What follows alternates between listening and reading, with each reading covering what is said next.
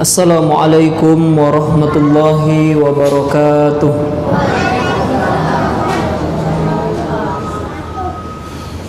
Alhamdulillahi rabbil alamin. Wassalatu wassalamu ala ashrafil anbiya'i wal mursalin wa ala alihi wa ashabihi wa man kana awla bihi wa sallim taslima. Allahumma inna nas'aluka ilman nafi'an. Ya Allah, pada malam ini kami memohon kepadamu, karuniakanlah kepada kami ilmu yang bermanfaat, wa amalan mutaqabbala, segala amal yang kami lakukan jadikanlah amal yang Engkau terima di sisimu, wa shifaan min kulli da, dan kami memohon kepadamu ya Allah, berikanlah kami kesembuhan dari berbagai macam penyakit. Amin ya rabbal alamin. Bapak dan ibu sidang jamaah salat maghrib, alhamdulillah setelah berlalu 1 bulan kembali kita dipertemukan oleh Allah Subhanahu wa taala. Dan insyaallah malam ini kita akan melanjutkan bahasan mengenai salat sunnah sesuai dari tuntunan Nabi sallallahu alaihi wasallam, di mana pada pertemuan yang terakhir kita sudah masuk pada salat sunnah wudu, yaitu salat sunnah yang dikerjakan ketika kita selesai berwudu. Dan telah kita bahas beberapa persoalan di dalamnya. Di antaranya adalah seandainya kita masuk ke dalam masjid, kemudian ada waktu untuk mengerjakan salat sunnah, manakah yang kita dahulukan?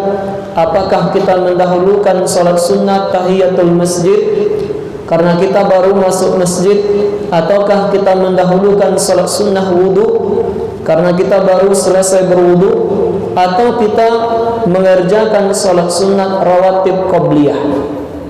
Semua persoalan ini telah kita urai pada pertemuan yang lalu. Bapak Ibu bisa mengulang-ulang kajian ini di YouTube. Silahkan buka akun YouTube Amos Tambusai. Nah, di dalam salat sunnah wudu kita agak rincikan persoalan wudu, karena persoalan ini Bapak Ibu adalah amal ibadah yang setiap hari mau tidak mau kita lakukan, minimal 5 kali dalam sehari semalam. Persoalan wudu ini, sebelum kita masuk salat sunnah lainnya, kita dudukkan dulu sedikit tentang wudu. Ada 3 hal yang akan kita bahas. Apa itu? Yang pertama adalah, Ustaz, kalau kita berwudu, apakah wudu ini ada ayatnya di dalam Al-Quran? Yang kedua, seandainya ada ayat wudu dalam Al-Quran, apa hukum berwudu? Kalau sudah tahu hukum berwudu, pertanyaan yang ketiga, Ustaz, selama ini bapak atau ibu berwudu, apa keutamaan yang kita dapatkan kalau kita beribadah atau mengamalkan wudu? Nah, inilah 3 bahasan pada malam ini yang akan insya Allah kita urai. Apa itu? Pertanyaan yang pertama, Ustaz, kalau kita buka mushaf, apakah ada perintah Allah tentang wudu ini? Ternyata Bapak Ibu menjawab pertanyaan ini, Allah Subhanahu wa taala ternyata berfirman di dalam Al-Quran tentang wudu. Mana surat ayatnya? Terdapat di dalam surat Al-Maidah ayat yang ke-6. Jadi kalau ditanya orang kita, Pak, kalau baca Quran di mana perintah wudu, maka dapat kita menjawab dalam surat Al-Maidah ayat yang ke-6. Surat Al-Maidah ayat yang ke-6. Apa bunyinya? Allah Ta'ala berfirman kepada kita, A'udzu billahi minasyaitonir rajim. Ya ayyuhalladzina amanu, wahai orang-orang yang beriman. Kalau Allah memanggil kita dalam Al-Quran, diawali dengan ya ayyuhalladzina amanu, wahai orang-orang yang beriman, pasti apa yang ada sesudahnya adalah hal yang sangat penting. Diulangi Bapak Ibu, kalau kita baca Quran, kemudian kita temukan ya ayyuhalladzina amanu, wahai orang-orang yang beriman, pasti setelahnya adalah hal yang penting. Nanti insya Allah lebih kurang 70 harian lagi kita masuk bulan Ramadan. Al-Baqarah 183, ya ayyuhalladzina amanu. Apa lanjutan ayatnya Bapak Ibu?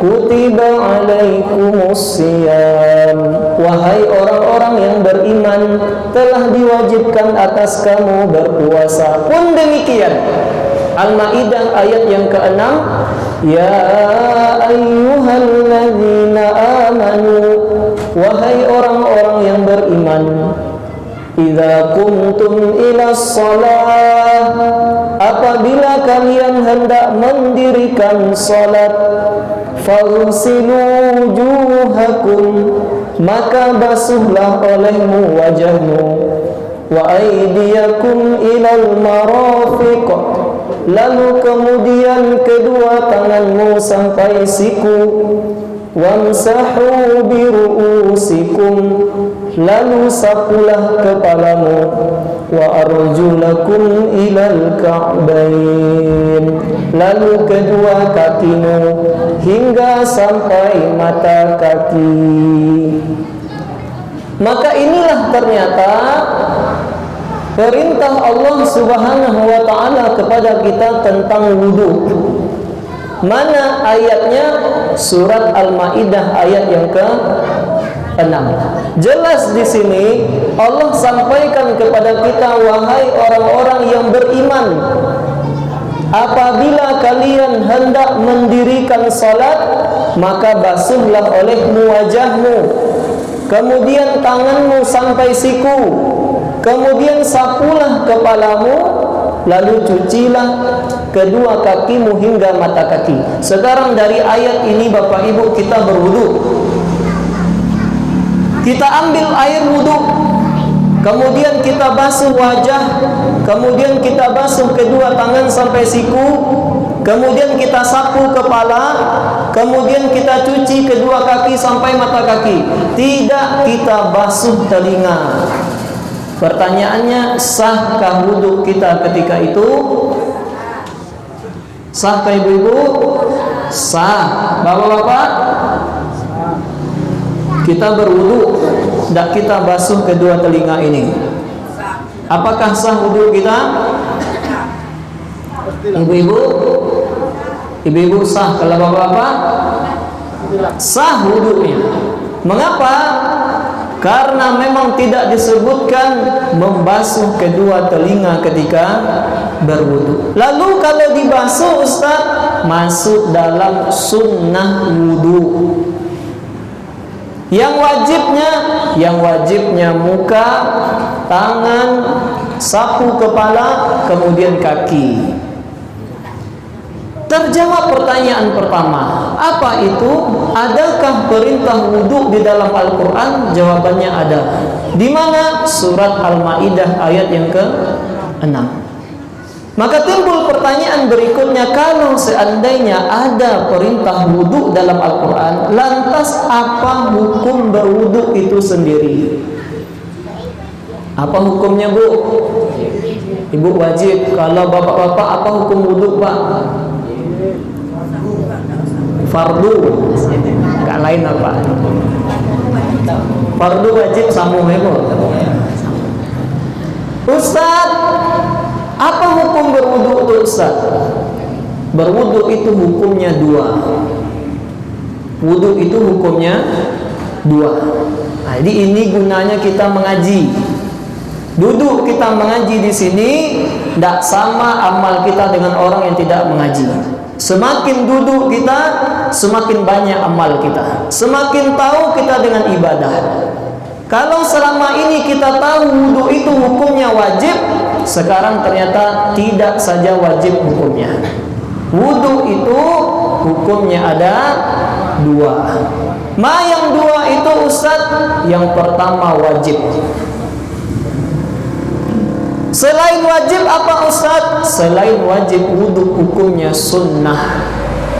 Selain wajib wudu hukumnya sunnah. Jadi kalau ditanya orang kita apa hukum berwudu Pak Bu, dapat kita menjawab hukum wudu ada dua. Satu wajib, satu sunnah. Tentu orang yang bertanya akan bertanya lagi, oh jadi hukum wudu itu dua Pak? Iya. Yang pertama wajib, yang kedua sunnah, betul. Pertanyaannya, kapan wudu itu wajib Pak? Dan kapan wudu itu sunnah Bu? Maka ini yang kita bahas. Wudu itu wajib dalam 3 kondisi. Jadi kalau seandainya kita tidak berwudu dalam 3 kondisi ini, berdosalah kita. Dan mungkin dari satu kondisi dari 3 yang kita sebutkan, kita lalai dalam persoalan ini. Mana yang 3 kondisi wajib berwudu Ustaz? Yang pertama, kalau kita ingin mendirikan solat, sesuai dengan firman Allah tadi, wahai orang-orang yang beriman, kalau kalian hendak mendirikan solat, berarti kalau kita ingin solat maghrib wajib wudu, kalau ingin solat isya wajib wudu, kalau ingin solat subuh wajib wudu zuhur ataupun asar. Begitu juga solat sunnah. Bangun tengah malam ingin tahajud wajib berwudu. Apa kata Rasulullah? La tuqbalu salatu ahadikum idza ahdatsa hatta yatawadda. Tidak diterima salat kamu yang sedang berhadas kecil sampai kamu berwudu terlebih dahulu. Jadi kondisi pertama yang menjadikan wudu itu wajib adalah kalau kita mendirikan solat. Kapan lagi Ustaz wudu menjadi wajib? Wudu menjadi wajib yang kedua nanti, kalau sudah selesai pandemi COVID ini, Allah berikan rezeki kita naik haji ataupun umroh. Ibadah yang mesti berwudu yang kedua adalah kalau kita tawaf di Ka'bah. Mungkin Bapak Ibu yang sudah pernah pergi umroh atau sudah pernah pergi haji, mungkin dari Madinah mengambil mikot di Bir Ali, 5 jam perjalanan sampai di Mekah Al-Mukarramah. Kemudian masuk hotel, ditaruh barang-barang di kamar masing-masing. Sebelum turun disampaikan oleh ustadznya, Bapak Ibu jamaah kami nanti sebelum turun dari hotel silakan berwudu terlebih dahulu. Maka kemudian Bapak Ibu jamaah turun. Setelah turun berkumpul, nanti berjalan bersama-sama ke Masjidil Haram. Sebelum masuk Masjidil Haram, di pelataran itu dikumpulkan lagi oleh ustadznya. Bapak Ibu jamaah kami, insya Allah kita akan melakukan umroh wajib.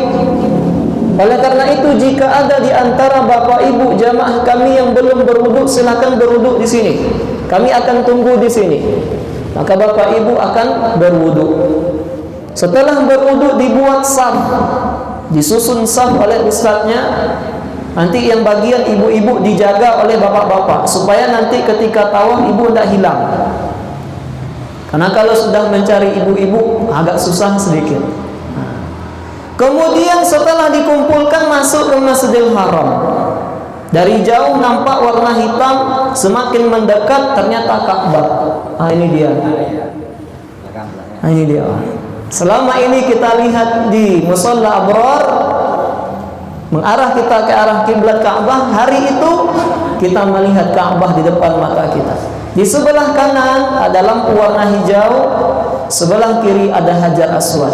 Lalu melambailah tangan, Bismillahi, Allahu Akbar.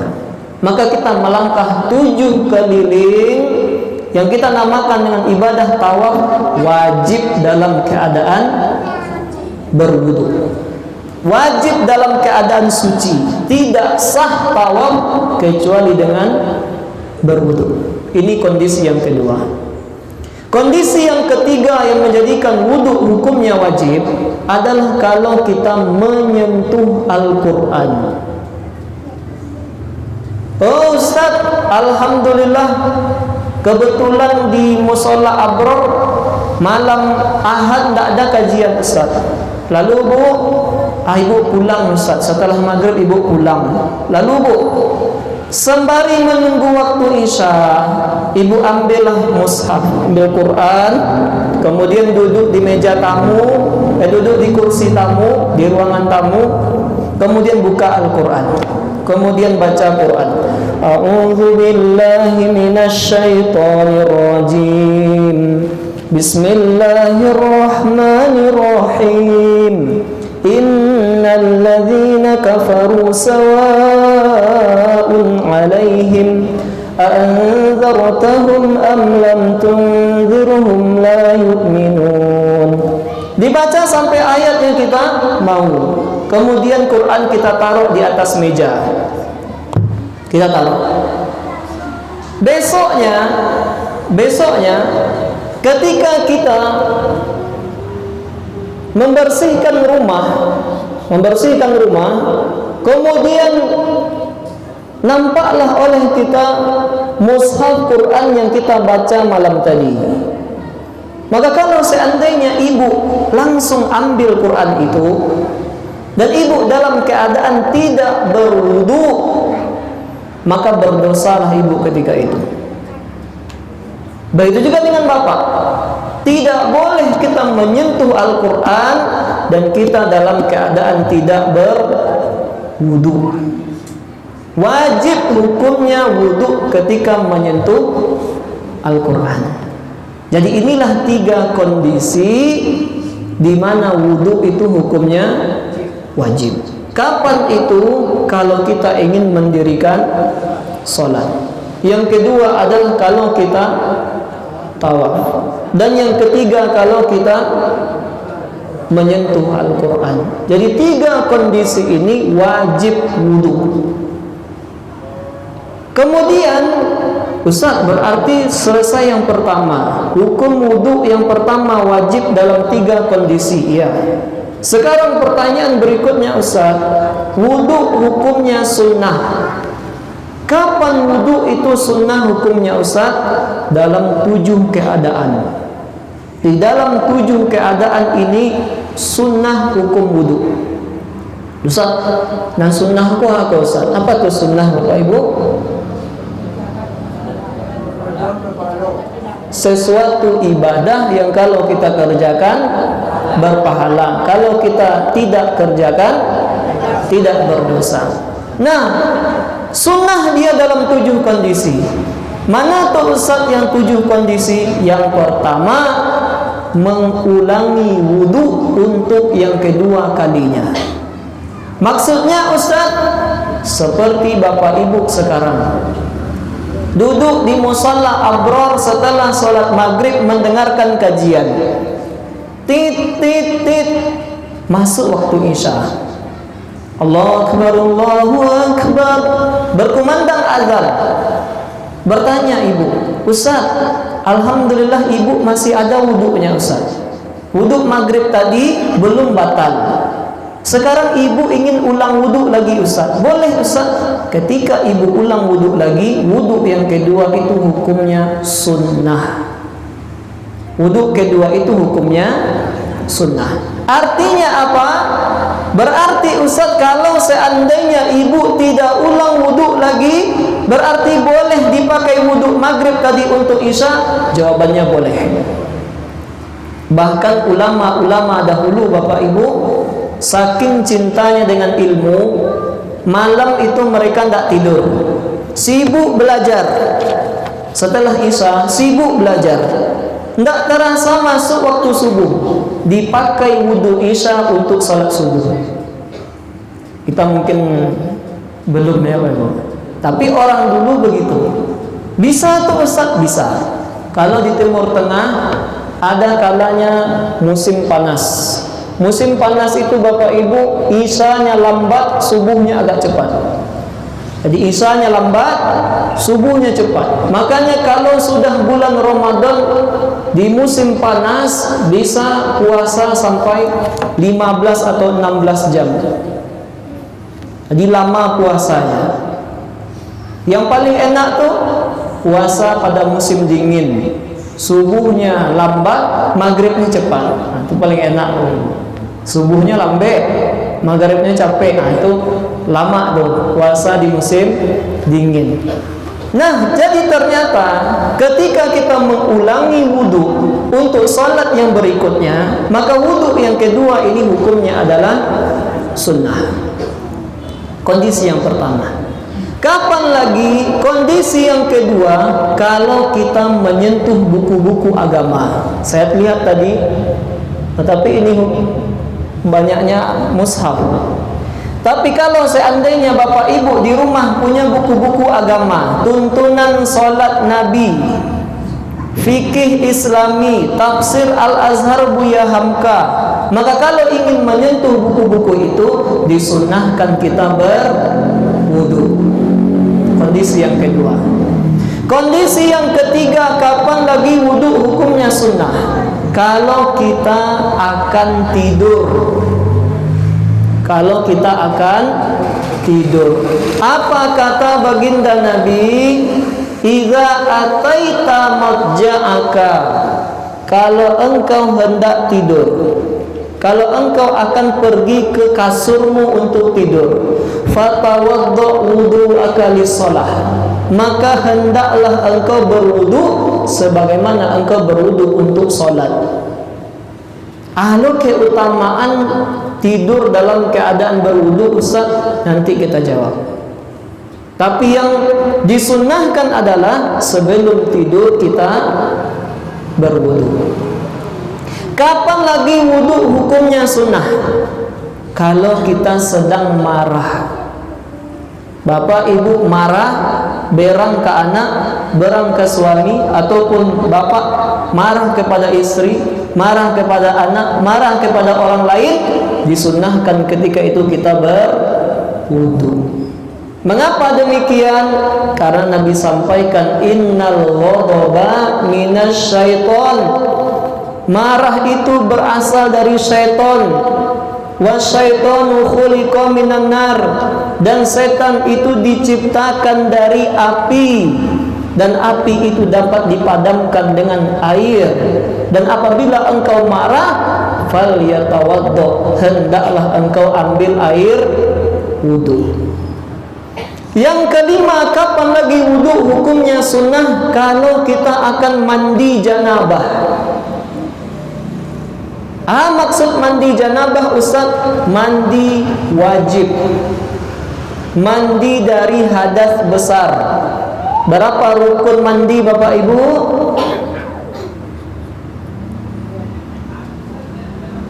Kalau rukun wudu berapa Bapak Ibu? Rukun wudu berapa Bu? 6. Apa saja tuh Bu? Niat, lalu membasuh wajah, muka, lalu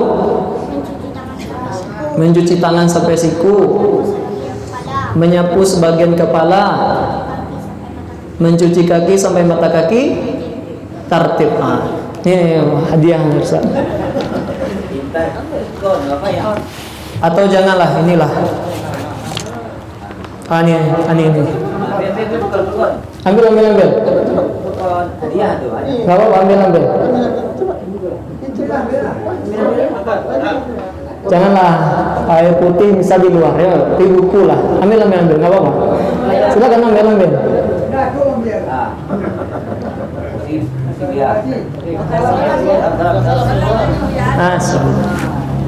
Habis kita ini. Masalah. Jadi ada 6 fardu wudu atau 6 rukun wudu. Sedangkan mandi dua saja. Yang pertama adalah niat, yang kedua adalah sampainya air ke seluruh tubuh. Nah, kalau seandainya kita dalam keadaan hadas besar, maka kita disunahkan berwudu sebelumnya. Ini yang kelima. Yang keenam, kapan lagi wudu hukumnya sunnah? Kalau kita membaca Al-Quran. Jadi kalau kita baca Quran, wudu hukumnya sunnah. Tapi kalau kita menyentuh Al-Quran, wudu hukumnya wajib. Bisakah kita membaca Al-Quran tanpa menyentuh Quran? Sangat bisa. Ibu misalnya di dapur, a'udzu billahi minasyaitonir rajim, bismillahirrahmanirrahim, sambil mengucap gulai Qul huwallahu ahad, Allahus samad, boleh? Bapak kalau bawa kendaraan, alam taro kaifa fa'ala rabbuka bi ashabil fil, boleh? Pagi hari kita bawa motor atau bawa mobil, wadduha wal laili idza saja, boleh? Oh Ustaz, kurang-kurang hafal ayat-ayat itu Ustaz. Bismillahirrahmanirrahim, alhamdulillahi rabbil alamin, Al-Fatihah. Baca Quran. Nah, membaca Quran disunahkan dalam keadaan berwudu. Jadi membaca Quran adalah kondisi di mana wudu di sana hukumnya adalah sunnah. Tapi kalau sudah menyentuh, tidak boleh menyentuhnya kecuali dalam keadaan berwudu. Jadi kalau Bapak Ibu ingin baca Quran tapi menyentuh Quran, wudu terlebih dahulu. Kalau tidak Ustaz, berdosa. Yang terakhir, kapan lagi wudu hukumnya sunnah Ustaz? Kalau kita akan mengumandangkan azan. Jadi kalau seandainya ini bapak-bapak, tit tit tit, sudah bunyi masuk waktu zuhur, kita di luar, tidak terdengar juga azan di musalla Abror. Masuk kita di sini, kita lihat waktu iqamah tinggal pula 7 menit lagi. Waduh, tidak ada orang nih. Tidak ada orang mengumandangkan azan. Maka ketika itu tidak mengapa, Bapak langsung azan meskipun belum dalam keadaan berwudu. Maka inilah 7 kondisi di mana wudu hukumnya sunnah. Mana yang 7 kondisi itu? Yang pertama, kalau kita ingin mengulangi wudu. Yang kedua, kalau kita menyentuh buku agama. Yang ketiga, kalau kita akan tidur. Yang keempat, kalau kita sedang marah. Yang kelima, kalau kita akan mandi wajib. Yang keenam, kalau kita akan membaca Al-Quran. Dan yang ketujuh, bagi orang yang mengumandangkan azan. Nah, berarti kalau sudah paham kita hukum berwudu, wudu hukumnya wajib, wudu hukumnya sunnah, wajib dalam 3 kondisi, sunnah dalam 7 kondisi. Pertanyaan berikutnya adalah, apa keutamaan kalau kita berwudu? Apa keutamaan kalau kita berwudu? Ternyata Bapak Ibu, wudu banyak keutamaannya. Apa di antaranya? Di antaranya yang pertama adalah dengan berwudu Allah akan hapuskan kesalahan-kesalahan kita. Dengarkan hadis Nabi SAW. Kata Rasulullah, "Idza tawadda'al abdul muslim awil mu'min." Kalau seandainya seorang hamba muslim berwudu, faghasala wajhahu, kemudian dia basuh wajahnya. Jadi ingat, kita berwudu kemudian kita basuh wajah kita. Kharaja min wajhihi, akan keluar dari wajahnya kullu khati'atin nazara ilaiha bi'ainaihi ma'al ma', akan keluar semua dosa yang pernah dibuat oleh anggota wajah seiring dengan mengalirnya air dari wajah tersebut. Terutama dosa mata. Kita mungkin tinggal di dekat jalan ini Bapak Ibu, mungkin di sini orang ramai, tidak 1-2 yang kita lihat di sini. Mungkin apatah lagi bapak-bapak. Banyak kita lihat masyarakat kita, utama yang perempuan, keluar rumah tidak memakai hijab, dibukanya auratnya terlihat oleh kita, maka berdosalah mata. Atau mungkin ibu-ibu, kita mungkin banyak membicarakan orang lain, sedang membeli ini dibicarakan pula orang lain. Makanya ada orang yang mengatakan, mengapa kalau bapak-bapak menangis yang ditutupnya matanya, tapi kalau ibu-ibu yang menangis mulutnya, ya Bu. Tapi kalau bapak-bapak, karena dosa bapak-bapak banyak di sini, tapi dosa ibu-ibu banyak di sini, kan ya Bu? Mengapa ibu-ibu kalau menangis, mengapa menutup mulut? Mengapa bapak-bapak kalau menangis, laki-laki Pak menangis, mengapa mata yang kita tutup? Karena banyak kesalahan laki-laki terdapat di matanya, dan banyak kesalahan perempuan terdapat di mulutnya. Dosa-dosa yang dibuat itu akan hilang seiring mengalirnya air ketika kita ambil wudhu, kita basuh wajah kita. Begitu juga dengan tangan. Mungkin pernah dengan tangan ini sudah banyak kesalahan yang kita lakukan, memukul orang, menampar orang dan semacamnya. Dengan berwudhu akan mengalir dosa-dosanya. Begitu juga sampai kaki. Jadi keutamaan wudhu yang pertama, Allah akan hapuskan kesalahan-kesalahan kita. Yang kedua, dengan berwudu, anggota tubuh wudu akan bercahaya pada hari akhirat nanti. Bertanya sahabat kepada Nabi, "Wahai Rasulullah, bagaimana nanti engkau tahu umatmu di akhir zaman? Umatmu yang tidak melihat engkau nanti di akhirat, bagaimana engkau ketahui?" Maka Nabi sampaikan, "Aku mengetahuinya dari wudu yang mereka lakukan." Mengapa? Karena anggota tubuh wudu ini akan bercahaya nanti pada hari akhirat. Oleh karena Nabi sampaikan, kalau engkau mampu, maka panjangkan basuhannya.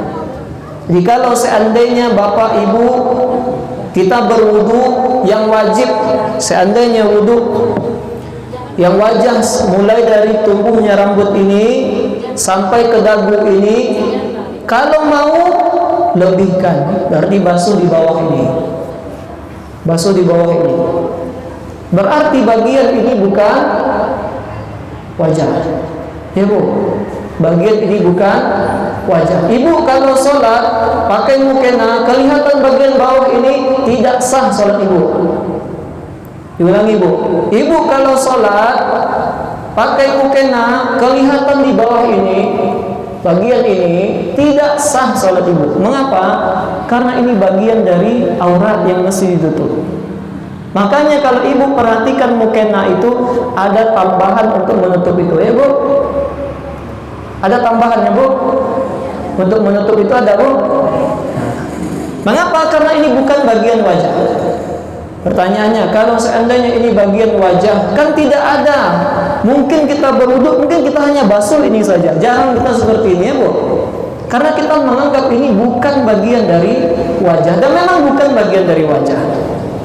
Begitu juga dengan tangan. Wajibnya sampai siku, kita basuh sampai di sini. Mata, kaki wajibnya kita basuh sampai ke betis. Maka semua yang kita basuh itu akan bercahaya nanti pada hari akhirat. Apalagi keutamaan berwudu. Keutamaan berwudu dapat mengusir syaitan. Nabi SAW menyampaikan, "Idza staiqadha arahu ahadukum min manamihi fatawadda falyastanthir salasan." Kalau kalian bangun dari tidur, maka hendaklah kalian berwudu. Dan sebelum berwudu, istinsarlah kalian sebanyak 3 kali. Apa tuh istinsar Ustaz? Memasukkan air ke dalam hidung. Mengapa demikian? Fa inna syaitana yabitu ala khaysumihi. Karena setan menginap di rongga hidungnya ketika dia tidur. Jadi ketika kita tidur Bapak Ibu, salah satu tempat hotel menginapnya setan itu adalah 2 rongga hidung kita ini. Maka bagaimana cara mengusirnya? Saat kita bangun, kemudian mengambil air wudu, maka ambil air, kemudian hirup air tersebut, kemudian keluarkan lagi. Yang paling bagus sampai agak terasa di ujung ini. Itu sangat-sangat menyehatkan. Sangat-sangat menyehatkan. Begitu caranya. Dihirup sampai 3 kali. Mengapa? Nabi infokan kepada kita, ternyata ketika kita tidur, setan ikut menginap di rongga hidung kita. Bagaimana cara menghilangkannya? Dengan yang kita sebutkan tadi. Bangun tidur, hirupkan air ke dalam rongga hidung kita sebanyak 3 kali. Apalagi keutamaan berwudu, Ustaz? Keutamaan berwudu, inilah salat wudu yang kita sebutkan. Siapa yang berwudu kemudian menyambungnya dengan salat sunat 2 rakaat, wajib masuk surga. Itulah salat sunnah wudu yang telah kita bahas. Inilah yang dilakukan oleh Bilal bin Rabah. Ditanya oleh Nabi, mengapa aku dengarkan suara sendalmu dalam surga? Kata Bilal, tidaklah aku berwudu siang ataupun malam kecuali setelahnya aku lakukan salat sunnah 2 rakaat yang dinamakan dengan salat sunnah wudu. Apalagi keutamaan berwudu, siapa yang berwudu kemudian setelahnya berdoa. Apa doa berwudu, Bapak Ibu?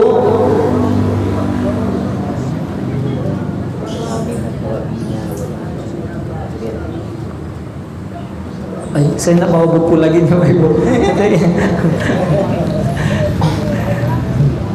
Apa doa selesai berwudu, Bapak Ibu? Allahumma ja'alni.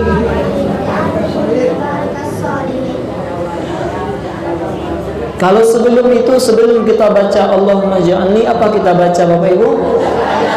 Ya, asyhadu alla ilaha illallah wahdahu la syarikalah wa asyhadu anna Muhammadan abduhu wa rasuluh. Allahumma ja'alni minat tawwabina wa ja'alni minal mutatahhirin. Apa keutamaannya? Kata baginda Nabi, siapa yang selesai berwudu kemudian setelahnya dia baca doa yang kita sebutkan tadi, dibukakan baginya 8 pintu surga, dan dia boleh masuk di pintu mana yang dia suka. Bayangkan Bapak Ibu, amal sederhana tapi boleh jadi lupa kita mengerjakannya. Doanya sudah kita hafal. Dari kecil bertahun-tahun kita hafal doa tersebut, tapi boleh jadi umumnya ketika kita selesai berwudu lupa kita baca doa itu. Padahal siapa yang membacanya, kata Nabi, selesai berwudu dia baca asyhadu an la ilaha illallah wahdahu la syarikalah wa asyhadu anna Muhammadan abduhu wa rasuluh. Allahumma ja'alni minat tawwabin wa ja'alni minal mutatahhirin. Dibukakan nanti baginya 8 pintu surga, dan dia boleh masuk di pintu mana saja yang dia suka. Ini keutamaan berwudu yang lain. Apa keutamaannya? Siapa yang selesai berwudu baca doa boleh masuk surga di 8 pintu surga. Mana lagi keutamaan berwudu? Keutamaan berwudu berikutnya adalah yang terakhir nih Bapak Ibu. Bagi orang yang tidur dalam keadaan berwudu, apa itu? Nabi SAW menyampaikan kepada kita, laisa min abdin yabitu tahiran, tidaklah seorang hamba tidur dalam keadaan berwudu. Jikalau seandainya nanti malam Bapak Ibu sebelum tidur berwudu dulu, ini pahalanya. Apa? Illa bata ma'ahu fi syi'arihi malak, kecuali di atas kepalanya akan ada malaikat. Jadi orang yang tidur dalam keadaan berwudu, di atas kepalanya ada malaikat. La yanqalibu sa'atun minal laili, tidaklah dia bergerak ketika tidurnya. Kalau awak manggalesong awak ketika tidur kan banyak kita bergerak, kadang ke kanan, kadang ke kiri. Banyak kita bergerak dan kita tidak sadar. Setiap bergerak itu, kata Nabi, kecuali malaikat yang di atas kepala ini akan berdoa kepada Allah. Apa doa kepada Allah? Allahumma ighfir li abdik fa innahu bata tahira. Ya Allah, ampunkanlah dosa hambamu yang tidur ini. Mengapa? Karena dia tidur dalam keadaan berwudu. Jadi ternyata Bapak Ibu, siapa saja di antara kita yang tidur dalam keadaan berwudu, selama tidurnya itu dia akan dapat doa ampunan dari malaikat. Kalau sudah malaikat yang berdoa, mustajab insyaallah taala. Jadi amalnya sederhana Bapak Ibu, tapi pahalanya sangat luar biasa. Nah, inilah kajian kita malam ini, membahas sedikit tentang wudhu, karena yang kita bahas adalah sholat sunnah wudhu terkait dengan amalan kita keseharian. Kita simpulkan lagi apa bahasan kita malam ini. Wudhu itu ada perintahnya dalam Al-Quran. Mana? Al-Ma'idah ayat yang ke-6. Kemudian wudhu itu hukumnya dua. Hukumnya wajib. Yang pertama ketika mendirikan sholat, ketika tawaf di Ka'bah, dan ketika kita menyentuh Al-Quran. Dan wudhu bisa jadi sunnah dalam 7 kondisi. Mau mengulangi wudhu untuk sholat berikutnya, atau menyentuh buku-buku agama, atau akan tidur, sedang marah, kemudian akan mandi wajib, lalu ketika membaca Al-Quran, dan yang ketujuh ketika mengumandangkan azan. Dan bagi orang yang berwudhu, suka berwudhu, Allah persiapkan pahala yang sangat luar biasa. Siapa yang berwudhu, dihapuskan kesalahan-kesalahannya. Siapa yang berwudhu, nanti di akhirat akan bercahaya anggota tubuh wudhunya. Siapa yang berwudhu, beristinsar memasukkan air ke dalam rongga hidungnya, mengusir syaitan ketika dia tidur. Kemudian siapa yang berwudhu, setelahnya mengerjakan salat sunat 2 rakaat, wajib masuk surga. Siapa yang berwudhu, setelahnya membaca doa wudhu, asyhadu an la ilaha illallah wahdahu la syarikalah wa asyhadu anna muhammadan abduhu wa rasuluh, Allahumma ja'alni minat tawabina wa ja'alni minal mutatahhirin, masuk surga melalui 8 pintu yang mana dia suka.